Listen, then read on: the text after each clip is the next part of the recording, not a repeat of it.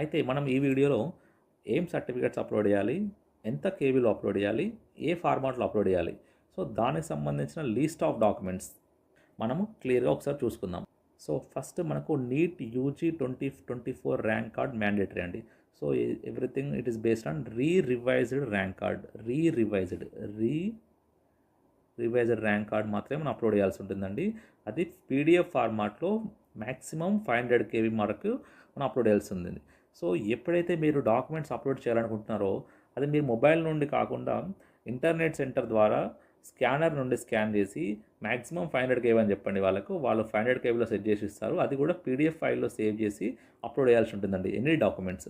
So మనకు birth certificate, మనకు date of birth వాళ్ళు కన్సిడర్ చేసేది ఎస్ఎస్సి మార్క్స్ మెమోలో ఏదైతే డేట్ ఆఫ్ బర్త్ ఉంటుందో అదే కన్సిడర్ చేస్తారు. కాబట్టి మనం ఎస్ఎస్సి మార్క్స్ మెమో కూడా పీడిఎఫ్ ఫార్మాట్లో 500 కేబీ వరకు అప్లోడ్ చేయాల్సి ఉంటుంది. అదేవిధంగా క్వాలిఫైయింగ్ ఎగ్జామ్ అంటే intermediate +10+12 memo marks memo compulsory, అది కూడా 500 కేబీలో. అదేవిధంగా study certificates 9th 10th intermediate first year and intermediate second year ఇవి సంబంధించిన స్టడీ సర్టిఫికేట్స్ కూడా 500 కేబీ దాటకుండా పీడిఎఫ్ ఫార్మాట్లో అప్లోడ్ చేయాల్సి ఉంటుంది. అదేవిధంగా ట్రాన్స్ఫర్ సర్టిఫికేట్ టీసీ కూడా, క్యాస్ట్ సర్టిఫికేట్ మనం లేటెస్ట్గా తీసుకున్న క్యాస్ట్ సర్టిఫికేట్, ఇప్పుడు మనకు రిజర్వేషన్ అప్లికబుల్ ఉన్నట్టయితే క్యాస్ట్ సర్టిఫికేట్, అదేవిధంగా మైనారిటీ వాళ్ళకి, ముస్లిం వాళ్ళకి మైనారిటీ సర్టిఫికేట్, ఈడబ్ల్యూఎస్ కోటా ఉన్న వాళ్ళకి ఈడబ్ల్యూఎస్, అదేవిధంగా లేటెస్ట్ పేరెంటల్ ఇన్కమ్, మన పేరెంటల్ ఇన్కమ్ సర్టిఫికేట్ కూడా మనకు 500 కేబీలో అప్లోడ్ చేయాల్సి ఉంటుంది. అది కూడా ఆ తర్వాత ఇక క్యాప్ సర్టిఫికేట్, పిఎంసీ వాళ్ళకి పిఎంసీ, ఆంగ్లో ఇండియన్ సర్టిఫికేట్ వాళ్ళకు ఆంగ్లో ఇండియన్.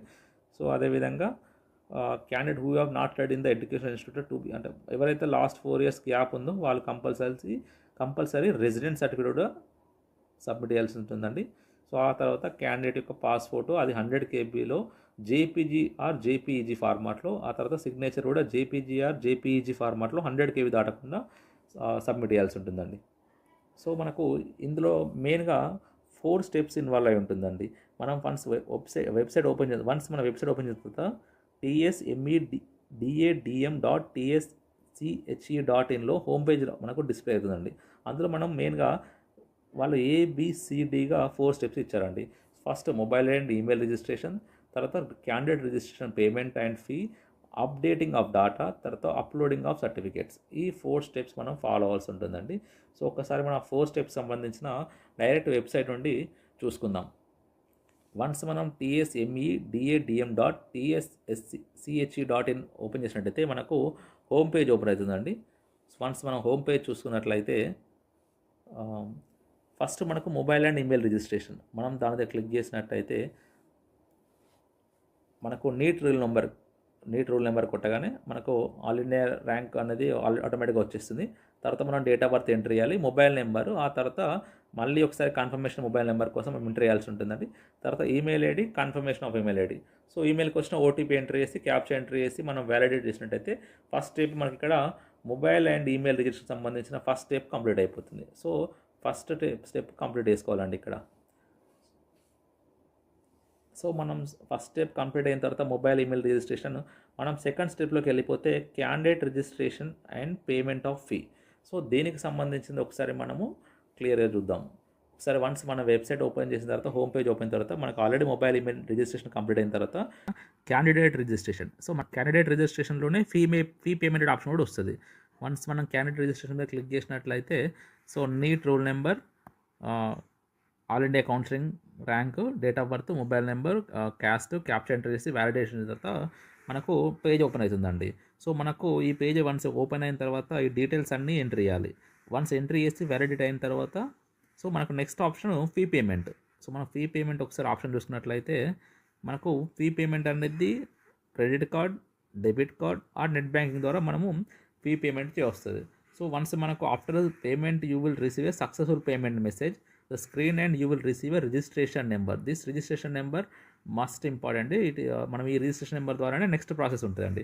సో మనకు మొబైల్ నెంబర్ కానీ అండ్ ఈమెయిల్ ఐడికి రెండింటికి మనకు రిజిస్ట్రేషన్ నెంబరు వచ్చేస్తుంది. సో మనము అది వచ్చే వరకు వెయిట్ చేయాలి. మనం డూ నాట్ రిఫ్రెష్, మన పేజ్ని రిఫ్రెష్ చేయకండి. వన్స్ పేమెంట్ కంప్లీట్ అయిన తర్వాత కొద్దిసేపు వెయిట్ చేస్తే మనకు రిజిస్ట్రేషన్ నెంబరు, మొబైల్ నెంబర్కి అండ్ ఈమెయిల్ ఐడికి మనకు వచ్చేస్తుంది.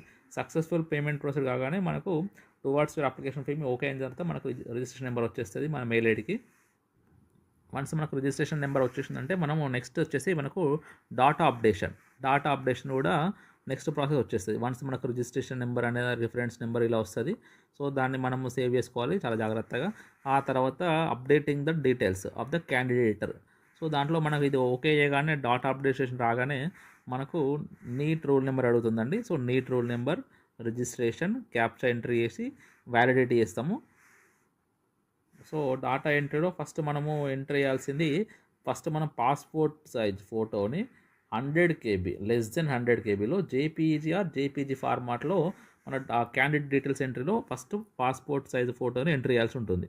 సో వన్స్ మనం పాస్పోర్ట్ ఎంట్రీ చేసిన తర్వాత అప్లోడ్ చేసిన తర్వాత candidate name, so as per 10-12 intermediate marks ప్రకారము, తర్వాత NEET roll number, all India rank, mobile number, ఇంకేమైనా alternative mobile number, mail ID, percentage, score, ఇక్కడ ఎస్ఎస్సి స్కోరు, సో ఆ తర్వాత father name, category, sub category, caste certificate number, మనం caste certificate తీసుకున్నప్పుడు recent caste సర్టిఫికేట్లోనే caste certificate number ఉంటుందండి, ఆ number. ఆ తర్వాత ఇంకా మనకి ఏమైనా NCC, cap, PMC, Anglo minority ఉంటే అవి సంబంధించిన డీటెయిల్స్, అడ్రస్లో స్టేటు, డిస్టిక్, పిన్ కోడ్ అవన్నీ చాలా important. Intermediate hall ticket number, SSC hall ticket number, so income certificate number, board of intermediate. తర్వాత వాళ్ళు అడిగింది మనకు 9th, 10th intermediate first and second year యొక్క నేమ్ ఆఫ్ ద స్కూల్, ఎక్కడ చదువుకున్నాము, district, state. ఆ తర్వాత మనకు ఫోటో ఆల్రెడీ మనం అప్లోడ్ చేసాం కాబట్టి ఇక్కడ ఫోటో ఫైల్ ఆల్రెడీ లోడెడ్, ఇక్కడ మనం క్లిక్ చేసినట్టు ఆటోమేటిక్గా ఫోటో వచ్చేస్తుంది. తర్వాత సిగ్నేచర్ కూడా అప్లోడ్ చేసి ఉంటాం కాబట్టి ఇక్కడ క్లిక్ చేయగానే మనకు సిగ్నేచర్ కూడా ఇందులోకి వచ్చేస్తుంది. తర్వాత మనము సేవ్, సో మనం డిక్లేర్ చేసుకోవాలి. ఇక్కడ డిక్లేర్ చేసిన తర్వాత సేవ్. ఆ నెక్స్ట్ సేవ్ అండ్ ఎగ్జిట్ కంటే ముందు మనం next upload certificates. So students మన డీటెయిల్స్ ఇక్కడ పాస్పోర్ట్ సైజు, సిగ్నేచర్ అవి అప్లోడ్ చేసిన తర్వాత సేవ్ అండ్ ఎగ్జిట్ చేయాలి. మనం సేవ్ అండ్ ఎగ్జిట్ అయిపోయిన తర్వాత వన్స్ మనం మళ్ళీ హోమ్ పేజ్లోకి వచ్చేసి next certificate uploads. So certificate upload click చేసి వన్స్ మనం సర్టిఫికేట్ అప్లోడ్ ఎంట్రీ చేయగానే దాన్ని క్లిక్ చేయగానే మళ్ళీ మనకు roll number, registration number, captcha, validate అనగానే మనకు సర్టిఫికేట్కి సంబంధించిన అప్లోడ్కి కావాల్సిన ఒక నెక్స్ట్ పేజీ ఓపెన్ అవుతుందండి.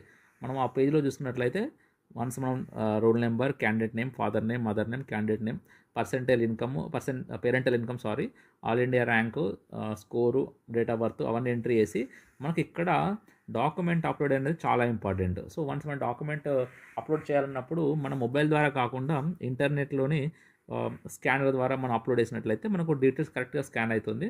సో వన్స్ మనం ఇంటర్నెట్ సెంటర్కి వెళ్ళి వాళ్ళకి మనం చెప్పాలండి బిలో 500 KB. సో ఏదైతే పీడిఎఫ్ ఫార్మాట్లో కొన్ని ఓన్లీ పాస్పోర్ట్ అయిన సిగ్నేచర్ జేపీఈజీ ఫార్మాట్లో అప్లోడ్ చేయాల్సి ఉంటుంది. సో వాళ్ళు మనం స్కాన్ చేయించుకొని ఫస్ట్ నీట్ ర్యాంక్ కార్డు, తర్వాత SSC memo, next intermediate memo, తర్వాత study certificate 9th, 10th and study certificate of intermediate and equivalent, తర్వాత ట్రాన్స్ఫర్ సర్టిఫికేట్, ఒకవేళ మన క్యాస్ట్ సర్టిఫికేట్ ఎలిజిబుల్ ఉంటే క్యాస్ట్ సర్టిఫికేట్, మైనారిటీ ఉంటే మైనారిటీ, ఈడబ్ల్యూఎస్ వాళ్ళకి EWS, income certificate పేరెంటల్ది. So next NCC వాళ్ళకు eligible ఎవరైతే ఉన్నారో ఎన్సీసీ వాళ్ళకి ఎన్సీసీ, క్యాప్ ఉన్న వాళ్ళకి క్యాప్, పిఎంసీ వాళ్ళకు సో వాళ్ళు అడుగుతారు. తర్వాత రెసిడెంట్ సర్టిఫికేట్ కూడా గ్యాప్ ఉన్న వాళ్ళకి. సో తర్వాత ఆధార్ కార్డు, సిగ్నేచర్, సింగరేణి ఎవరైతే సింగరేణి ఉన్నారో సింగరేణి వాళ్ళకి సింగరేణి కోటాలో ఉన్న ఎలిజిబుల్ సర్టిఫికేట్ అప్లోడ్ చేసి, సో సింగరేణి కోటాలో ఉన్న ఎలిజిబుల్ క్యాండిడేట్స్ సింగరేణికి సంబంధించిన సర్టిఫికేట్స్ కూడా తీసుకొని మనం అప్లోడ్ చేయాల్సి ఉంటుందండి. సో ఆ తర్వాత ఫైనల్గా మనము సేవ్ అండ్ ఎగ్జిట్ కాకుండా సేవ్ అండ్ ప్రింట్ అంటే మనకు ఫైనల్ డాక్యుమెంట్ వచ్చేసి ఇలా వస్తుందండి. ఇది మనం ప్రింట్అవుట్ తీసుకొని మన దగ్గర పెట్టుకోవాలి. మనకి ఇక్కడ passport size photo, signature correct ఉందో లేదో చూసుకోవాలి. ఆ తర్వాత roll number, percentile, so everything మళ్ళీ ఒకసారి మీరు క్రాస్ చెక్ చేసుకోండి. సో తర్వాత మన స్టడీకి సంబంధించిన స్టడీ సర్టిఫికేట్స్ డీటెయిల్స్ కరెక్ట్ వచ్చినాయా లేదా, అమౌంట్ ఎంత పే చేసామో అవన్నీ చూసుకొని ఇక్కడ మనము మీరు క్యాండిడేట్ యొక్క సిగ్నేచర్ చేయాల్సి ఉంటుందండి. ఇది మీరు చాలా జాగ్రత్తగా ప్రింట్అవుట్ తీసుకొని దగ్గర పెట్టుకోండి. సో వన్స్ మనం సర్టిఫికేట్ స్కాన్ చేసుకునేటప్పుడు ఇఫ్ ఇట్ ఈస్ మనం ఒకసారి క్యాస్ట్ సర్టిఫికేట్ కానీ ఇన్కమ్ సర్టిఫికేట్ కానీ ఏదైనా మనం సర్టిఫికేట్ స్కాన్ చేసినప్పుడు ఈ యొక్క నెంబరు, ఈ అప్లికేషన్ నెంబర్ చాలా జాగ్రత్తగా పర్ఫెక్ట్గా స్కాన్ అయ్యేటట్టు చూసుకోండి. సో ఇదే ఫార్మాట్లో మీరు స్కాన్ చేయాల్సి ఉంటుంది. ఇది చాలా జాగ్రత్తగా స్కాన్ అయ్యేటట్టు చూసుకో. ఇన్కమ్ సర్టిఫికేట్ కూడా ఈ నెంబర్ చాలా ఇంపార్టెంట్. సో ఆ నెక్స్ట్ వచ్చేసి సో ఇలా జిరాక్స్ కాకుండా మరి మీరు ఒరిజినల్ అప్లోడ్ చేయండి. ఇలా ఒరిజినల్స్ అనేది అప్లోడ్ చేయడం అంటే జిరాక్స్లో కాకుండా బ్లాక్ అండ్ వైట్లో కాకుండా కలర్స్లో అప్లోడ్ చేయండి.